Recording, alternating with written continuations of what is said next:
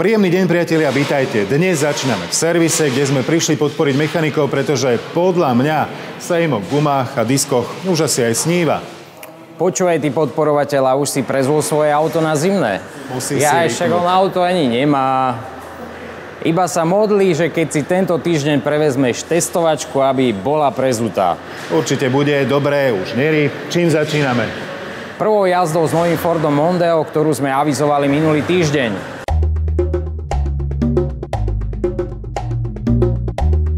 Keby som mal šampanské po ruke, tak si strelím a oblejem ho, priatelia. Prichádza auto, okolo ktorého chodíme 3 roky. V Amerike sú už prvé kusy v bazároch a konečne prichádza do Európy. Ale netešte sa predčasne. Prvé kusy prídu na Slovensko najskôr pod vianočný stromček. A teraz vážne, nové Mondeo je konečne tu a pozitívnou správou je, že napriek dlhému čakaniu slovenskí motoristi na neho nezanevreli.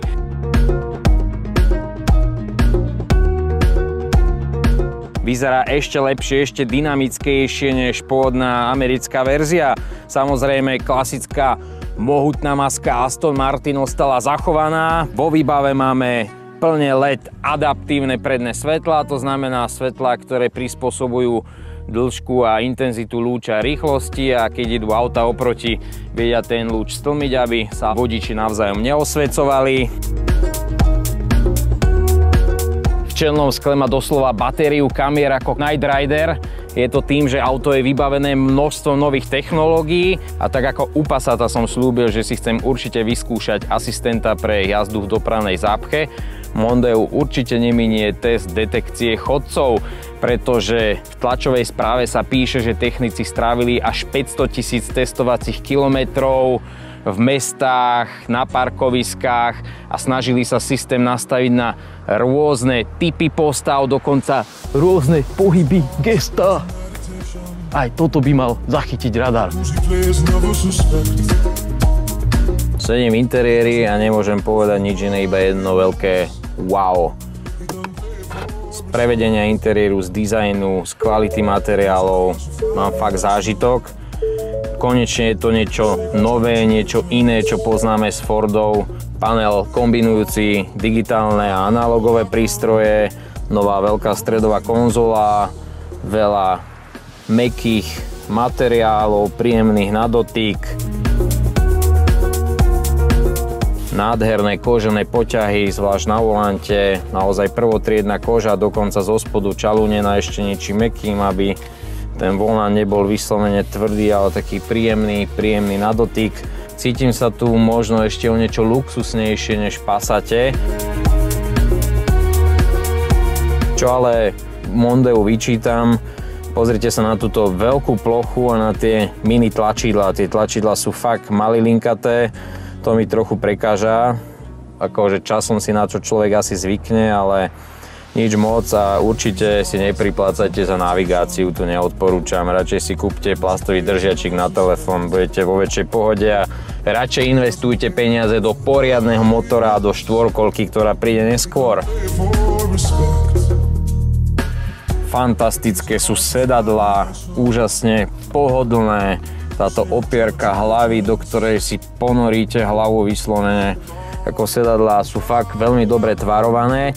Vraj na nich pracoval špeciálny tím, do ktorého boli prizvaní aj 2 lekári, čiže sedadlá sú tvarované tak, aby svaly boli čo najdlhšie, by som povedal, v dobrej kondícii, aby vodič sa čo najdlhšie cítil sviežo. Je tu 10 elektromotorov zabezpečujúcich pohyb sedadla. A v budúcnosti si budete môcť priplatiť aj za masírovanie pomocou 11 vankúšov v sedacej a ich chrbtovej časti. Škoda, že naše auto to ešte nemá, to príde do série až neskôr, ale už aj tieto, by som povedal, že základné sedadlá bez masáže sú výborné. Vzadu je to tiež maximálny luxus sedenia, veľmi príjemné, tu si viem predstaviť cestovať aj stovky kilometrov. Máme tu tiež vyhrievanie sedadiel. V budúcnosti ináč tiež aj predné sedačky môžu byť samozrejme vyhrievané a tiež ventilované. A bezpečnostný pás mám pripnutý nie preto, že by som sa v novom Mondeu bál sedieť vzadu v stojacom aute, že by bolo také nebezpečné, ale tento pás pripomínajúci hadicu je vlastne prvý bezpečnostný pás na svete s integrovaným airbagom. Mondeo je prvé auto, ktoré takýto systém má a slúži na to, že pri havárii vlastne airbag sa otvorí a chráni väčšiu plochu hrudníka, tým pádom je ten tlak na hrudník lepšie rozložený a mali by ste to vo väčšej pohode prežiť. Je to fajn pre deti aj dospelých samozrejme. Od prvého momentu, ako som sadol do nového Mondea, vychutnávam si jednu vec. Riadenie, ktorému absolútne neuškodil elektrický posilňovač. Hlavne to, ako celé auto krásne reaguje na každý malý pohyb volantom. Aj na takejto úzkej klukatej ceste si môžem dovoliť s touto loďou zahínať vo veľmi slušnom tempe. Naozaj krásne sa nechá viesť nové Mondeo prednou nápravou. Zadok perfektne poslúcha. Nová zadná náprava prispela nielen k odhlučneniu kabiny, ale tiež k ešte väčšej istote, k ešte väčšej stabilite, či už v ostrých alebo rýchlych ťahlých zákrutách. Nádhera, zatočím, auto poslušne zahne bez toho, že by to niečo s ním spravilo, že by sa zavlnilo, že by spravilo niečo neočakávané. Poslušne zahne, uprace sa, znova zahnem, podvozok krásne kontroluje pohyby karosérie. Na Mondeu som mal vždy rád, že spoza volantu som mal pocit, ako keby som ovládal auto o triedu menšie, kompaktne, agilné. A nové Mondeo je v tomto ešte o niečo lepšie, ešte o niečo atraktívnejšie pre vodiča. Úžasné, ako funguje na ceste. Je to proste stále Ford, je to stále Mondeo. Užívam si aj tieto veľmi komfortné sedačky a čo je na tom pekné, že hoci tie sedadlá sú komfortné, nie sú vyslovene športovo tvarované, v zákrutách sa nemusím opierať lakťom do dverí, držať sa volantu, pretože to auto, ten podvozok je naladený tak, že dokážem udržať stabilitu v zákrutách bez toho, že by som sa nejakým spôsobom musel zapierať. Nádhera. Veľký posun v porovnaní s predchodcom počuť na odhlučnení kabíny. Vpredu o 2 decibely, vzadu dokonca o 3. Bavili sme sa s konštruktérmi, čím to je. Je to hlavne v novej konštrukcii podvozka. Nie je to tým, že by sem napchali odhlučňovacej peny, proste, že by auto nejakým spôsobom zbytočne zaťažili. V prvom rade je to v novej konštrukcii zadnej nápravy, preto 3 decibely vzadu a 2 vpredu. Z pohľadu vnímania ľudského ucha je to, ako keby auto stichlo o polovicu a naozaj to ticho tu vnútri je radikálne iné. Až mi to spočiatku trochu vadilo, že Mondeo a tiché ako Premia, ako Audi, BMW. Paráda. Pod prednou kapotou máme benzínovú 1.5 EcoBoost. Je to preplňovaný motor, v podstate zatiaľ základný agregát, kým nepríde litrový trojvalec. S tým si takéto veľké auto veľmi zatiaľ predstaviť neviem, ale rád si ho vyskúšam. Táto 1.5 je príjemný nástupca 1.6. Už tá sa mi Mondeu páčila. Nemal som k nej žiadne výhrady, ani čo sa týka dynamiky, ani čo sa týka spotreby. Absolvoval som s ňou vtedy dlhé kilometre a tá spotreba bola akceptovateľná. Uvidíme, ako bude na tom nový agregát. To si vyskúšame až v domácom teste, ale po dynamickej stránke ako základný motor pre toto auto mňa by uspokojil aj v každodennej premávke na každodenné používanie. Ako 118 kW, 160 koní je dostatok, nič mi nechýba viac. Pokiaľ čakáte na môj verdikt, či je lepší nový Passat alebo nové Mondeo, to vám ešte neprezradím. To si nechám na vyslovene domáci test. Obaja sú to veľmi silní konkurenti, veľmi príjemné autá, na veľmi vysokej úrovni. Musím povedať, že obe auta sa posunuli výrazným krokom vpred. Teším sa naozaj na domáci porovnávací test porovnateľných verzií. Ak ale porovnávam posun v rámci rodiny a porovnávam Passat s Mondeom, u Mondea je ten medzigeneračný posun väčší než u Passatu.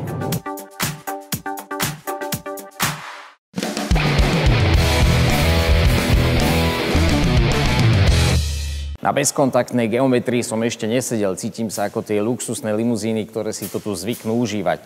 Predstava Miša ako luxusnej limuzíny, celkom zábavné, ale nerype, Mišo. Mimochodom, oficiálne ceníky nového Mondea importér uverejní ešte v priebehu novembra, tak pokiaľ ste žhaví na nový model, nemusíte čakať do decembra. My poďme ďalej. Na programe je mimoriadne úsporný Renault Megane 1.5 DCi. Gusto?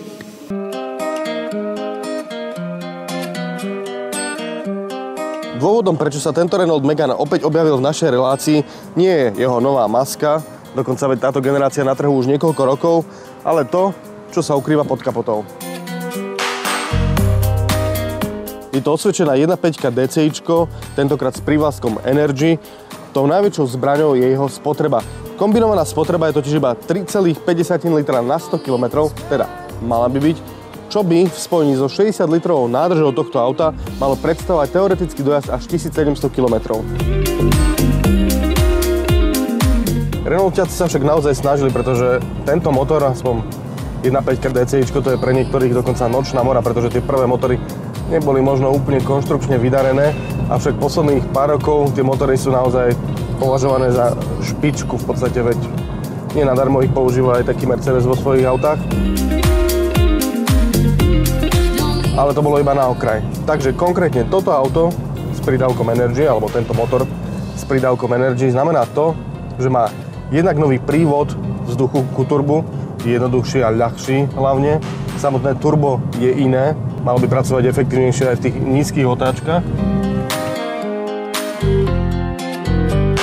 Veľmi obľúbená vec pri naftových motoroch je filter pevných častíc, s ktorým občas si človek zažije svoje. Hovorím aj z vlastnej skúsenosti. Ten bol primiestnený bližšie ku turbu, čo by malo nielen predĺžiť jeho životnosť, ale hlavne zvýšiť jeho efektivitu. No a ďalšia vec súvisiaca hlavne so zavedeným systémom Start and Stop boli zosilnené komponenty štartovania, teda samotný štartér, ale aj čerpadlo a dokonca nové sústrekovače. Keď sa tak pozriem na informačný systém tohto auta, resetoval som si ho, keď som si auto preberal v stredu a od štvrtka som urobil 2000 km, 2000,5 km. Moja priemerná spotreba zostala na hodnote 4,9 litra na 100 km. No a pravdu vám poviem, tých 2000 km som neurobil veru na jednu nádrž. Tankoval som zhruba pri 1100 km prvýkrát a ešte stále tam mám nejakých 15 litrov. Čo znamená, že tých 1100 km človek naozaj urobí pri normálnej jazde s tým, že má ešte nejakých 100-160 km rezervu. To je podľa mňa výborná hodnota, pretože na tomto aute my máme obuté 17-palcové kolesá, ku čomu sa mi viažu dve pripomienky. Za prvé, tá spotreba bola určite udávaná pre, myslím si, že 15 kolesa a nie ku týmto veľkým 17-kám. A po druhé, jazda aj na týchto 17-kách je, povedal by som, že veľmi dobrá. Auto je výborne odladené a myslím, že aj interiér tohto auta je kvalitnejší, ako keď túto generáciu Meganu predstavili, pretože dobre si pamätám, že tieto mádla vrzgali priam neskutočne a to sme mali nové auta. Dnes tu nič nevrzga, všetko je ticho. Človek má z toho naozaj pocit takej solidnosti a robustnosti. Aby som sa ale vrátil ku mojej spotrebe, takéto kilometre samozrejme človek nenajazdí iba v meste a takých 80% pochádzalo z diaľnice, či už po Rakúsku alebo Slovensku. Ten rýchlostný priemer bol zhruba nejakých 130 plus minus, čo je podľa mňa stále veľmi dobré. No a keď som jazdil v meste, jazdil som normálne podľa predpisov. Takisto mimo mesta snažil som sa dodržiavať vždy predpisy. Neviem, tá hodnota je podľa mňa veľmi dobrá. A naozaj ten pocit, keď človek prejde 2000 km, natankuje iba dvakrát, si myslím, že hovorí za všetko. Keď som si Renault Megane preberal, bolo mi povedané, že s týmto autom urobím naozaj veľmi veľa kilometrov a naozaj tých prvých niekoľko 100 kilometrov som bol v tom, že ide o tú 1.6, lebo na tomto motore zapracovali nielen pokiaľ ide o spotrebu a efektivitu, ale hlavne to ticho za volantom je naozaj o stupienok vyššie, ako to bolo pri tej starej 1.5 kedysi. A je to úplne porovnateľné s tou novou 1.6, čo si myslím, že je veľmi výrazný krok vpred, pretože občas človek ani nemá pocit, že má naftový motor pod kapotou. Môj celkový dojem je preto veľmi dobrý z tohto auta, či už ide o podvozok, ale hlavne o ten agregát a asi by som ho nemohol neodporúčať.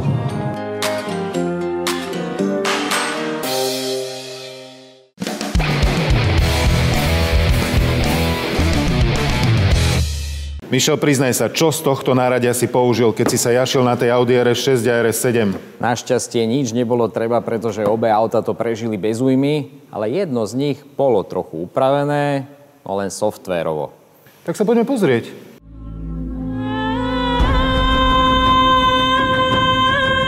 Už klasická sériová RS6 je strašné delo, no a čo bude robiť, toto som zvedavý, o chvíľu šliapnem na to.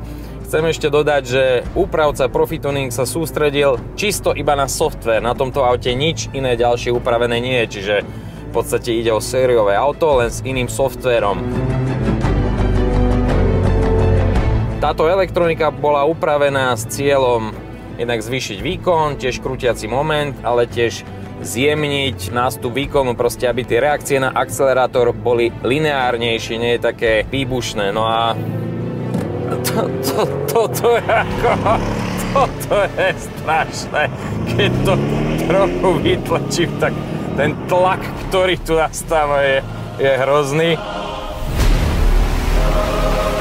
Hneď od prvého momentu, ako som sadol do auta, musím povedať, že naozaj rozdiel v reakciách na akcelerátor cítiť. Zatiaľ čo v sériovej RS7, zvlášť v režime Dynamic, auto na dotyk vyslovene hryzie až skáče dopredu. Tu vám to tiež poriadne precvičí krčné stavce a teda svaly na krku a poriadne zatlačí do chrbta, ale všetko nastáva tak lineárne, tak proste príjemne, pozvolne, ale veľmi intenzívne. Nie je to taký by som povedal, sekavý nástup. Úprimne čakal som, že toto auto už bude ťažko zvládnutelné na ceste, ale práve vďaka tým kultúrnejším, kultivovanejším reakciám na plyn a vďaka tomu, že ten brutálny výkon môžete tak jemnejšie, pozvolnejšie, lineárnejšie dávkovať, tak stále je to v pohode ovládateľné auto, len si treba trochu dávať pozor na tie rýchlosti, ku ktorým sa dopracujete v oveľa kratšom čase, oveľa intenzívnejšie. Ešte šťastie, že auto, v ktorom sedím, je vybavené karbon-keramickými brzdami, lebo už s týmto výkonom fakt bez týchto brzd by to nebolo ono. Nádhera. Ako, nemám pocit, že by to bolo nejakým spôsobom nebezpečné, alebo že by to bolo nezvládnutelné. Ten nástup toho výkonu vám oveľa skôr vyčarí úsmev na tvári a proste vám vyplaví mozog z hlavy ako v klasickom sériovom aute. Samozrejme aj séria je super bomba, ale toto je fakt zážitok a je to rozdiel. Ešte jedna poznámka k spotrebe od majiteľa, ktorý už s týmto autom má najazdených okolo 8000 km. Ako asi málo koho to pri takomto aute zaujíma, ale možno bude zaujímavé vedieť, že dá sa s ním jazdiť za 10, aj za 17 litrov. Majiteľ konkrétneho auta jazdí s priemerou 11-12 litrov, ale takže sám o sebe tvrdí, že má ťažkú nohu. Subjektívne dojmy sú jedna vec, ale ja som si pre RS6 pripravil ešte jednu disciplínu. Paralelný šprint so sériovou RS7. Nech sa naživo ukáže v pravom ostrom betli rozdiel medzi sériovým a načipovaným autom. Aby sme ale vedeli, s čím máme dočinenia, teda presne koľko síly majú obe auta pod prednou kapotou, ideme zmerať ich výkon na motorovej brzde. Ja zdrhám, pretože teraz tu nastane rachot, ako keby v garáži vzlietala helikoptéra.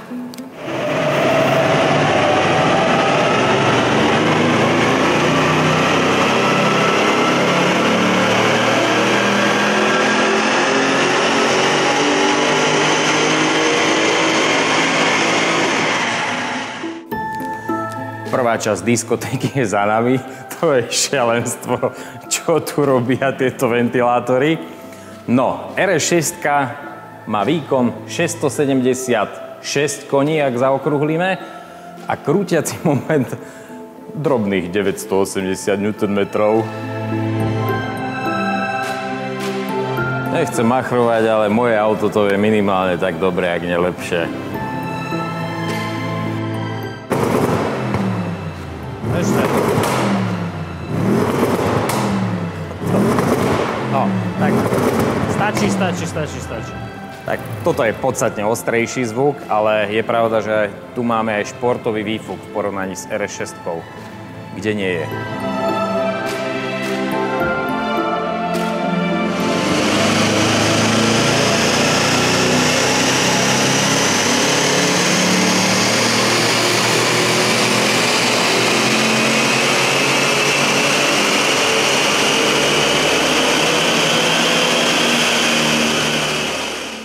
Máme namerané už aj druhé auto, tu sú výsledky sériovej RS7, výkon 558 konských síl, čo je nepatrný rozdiel v porovnaní s výrobcom udávanou hodnotou 560. Máme ale nižší krútiaci moment, podľa papierov by mal mať 750, my sme namerali 734, ale je to pravdepodobne dané tým, že je dosť teplo, čiže tie podmienky nie sú úplne ideálne.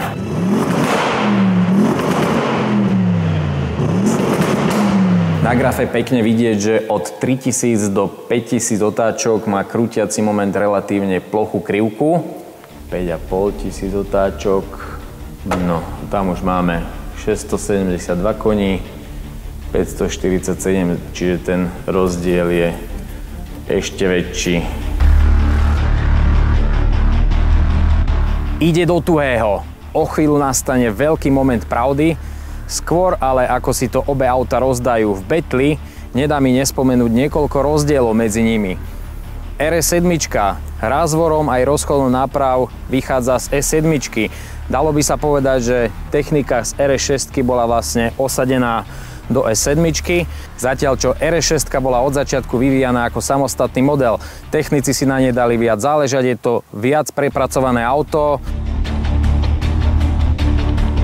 Svedčí o tom nielen širší rozchod náprav, v porovnaní s RS7, priatelia, o 3 cm vpredu, o 4 vzadu, zatiaľ čo RS7 má vpredu a vzadu rozdiel centimeter, u tohto auta je to len 1 mm. Za ďalšie má tiež odlišný rázvor náprav v porovnaní s S6. A ďalšia podstatná vec, váhový rozdiel medzi obomi autami je len 15 kg. Určite by ste povedali, že to bude viac a ja som si to myslel, ale nie je to tak. A posledný, pre mňa tiež dosť podstatný rozdiel, zatiaľ čo do RS6 dostanete 3 detské sedačky, plnohodnotné 3 detské sedačky a je to teda typické rodinné auto. Do RS7 sa vmestia maximálne 2 cestujúci dozadu.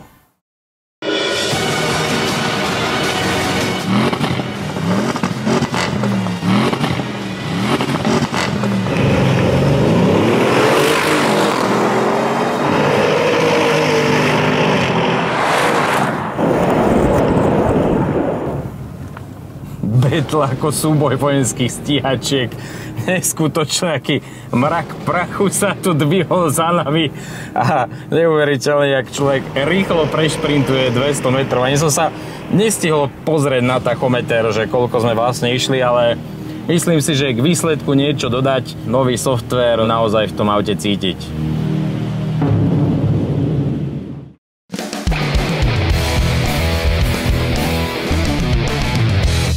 Ale tam narobili iný rachot s tými Audinami, čo? Daj chlapcom letisko, tak ako to dopadne? Ako malí chlapci. Dobre, čo dáme na budúce? Opäť auta, veď čo iné? Priatelia, to je rehoľa. Majte sa pekne, vidíme sa o týždeň.